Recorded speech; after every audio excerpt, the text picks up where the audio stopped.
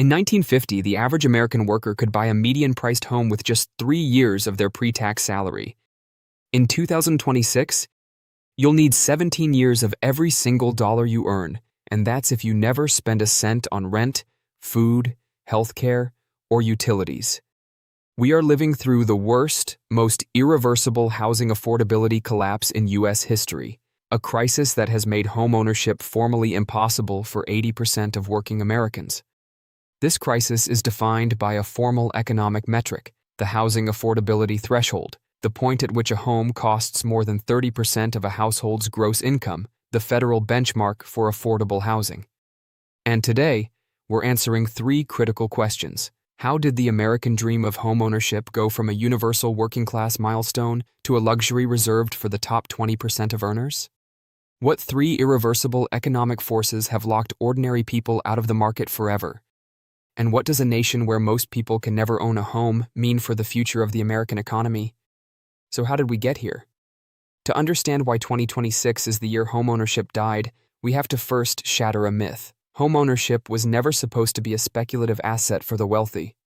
It was built intentionally as a working-class safety net, and not through free market magic, but through a set of wildly unorthodox government policies most people have never heard of. After World War II, the U.S. government didn't just give veterans a parade.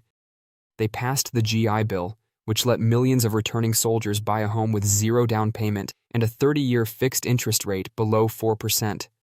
The Federal Housing Administration backed 90% of all new mortgages, eliminating risk for lenders and making home loans accessible to anyone with a steady factory job. To put this in perspective, the median home price in 1950 was $7,254. That's roughly $95,000 in 2026 dollars, less than the cost of a base model Ford F-150 today. A high school graduate working 40 hours a week on an assembly line could buy a 3-bed single-family home, support a spouse and 2 kids, and pay off their mortgage in 15 years. This wasn't a fantasy for the lucky few, it was the norm. By 1960, 62% of Americans owned their home, the highest rate in the world. No one could have predicted that this system, built to lift up the working class, would turn into a rigged game that locks them out entirely. By mid-2021, the U.S. housing market had hit its most unhinged peak in history, and from here on, it gets even worse. Home prices jumped 42% in just 24 months, the fastest 2-year gain ever recorded. For context, the average home in America gained more value in 2021 than the average full-time worker earned in salary that entire year. Let that sink in. Your house could make more money sitting empty than you could working 40 hours a week. The absurdity of this era is impossible to overstate. In Phoenix, Arizona, a modest 3-bed starter home received 107 offers in 48 hours, 72 of them all cash, with buyers waiving every single inspection and contingency. One buyer even offered to throw in a brand new Tesla and a week-long Hawaiian vacation for the seller just to beat out the competition. Even corporate America got in on the chaos. Zillow launched an AI-powered house-flipping program, buying thousands of homes sight unseen at 20% above asking price, only to lose $550 million in 12 months when the market shifted, dumping homes at a massive loss. TikTok was flooded with gurus teaching 20-somethings to buy homes with credit card down payments and personal loans, promising they'd be millionaires in a year. And the unintended consequences? They're still rippling through 2026. Young people who sat out the boom watched their dream of homeownership vanish overnight. Those who bought at the peak are now trapped with underwater mortgages. And the biggest side effect of all? The market froze solid, killing the supply of affordable homes for anyone who didn't buy before 2022.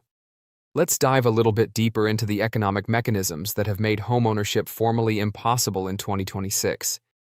This isn't just a prices are too high problem. It's a textbook example of 3 core economic forces: the financialization of housing, supply inelasticity from zoning restrictions, and wage price decoupling. First, the financialization of housing. For most of U.S. history, homes were places to live, not assets to trade. But starting in the 2000s, Wall Street realized single-family homes were a more reliable cash cow than stocks or bonds. Today, institutional investors buy 60% of all entry-level homes on the market, paying all cash, 10% above asking price, and turning them into permanent rental properties. Ordinary buyers with a mortgage pre-approval simply can't compete with a hedge fund that can drop $400,000 in cash on a home before you even finish your tour. Second, supply inelasticity. For 50 years, local governments have passed strict zoning laws that ban the construction of affordable housing. In 75% of residential land in the U.S., you can't build anything other than a single-family home on a large lot. That means cities that added 1 million new jobs in the last decade only built 100,000 new homes. It's basic supply and demand. When you have 10 buyers for every one home, prices skyrocket. Third, wage price decoupling. Since 1950, home prices have risen 121% adjusted for inflation. Wages? They've risen just 17%. The median household income in 2026 is $78,000. The median home price is $430,000. That's a price-to-income ratio of 5.5, more than double the historical healthy benchmark of 2.6. So, what have policymakers done to fix this? Every single solution has failed spectacularly. The Biden administration's Million Homes Plan promised to build 1 million affordable homes by 2026. It's built just 187,000, blocked by local NIMBY laws and sky-high construction costs. States rolled out down payment assistance programs for first-time buyers, which only pushed prices higher by giving buyers more money to bid on the same tiny pool of homes.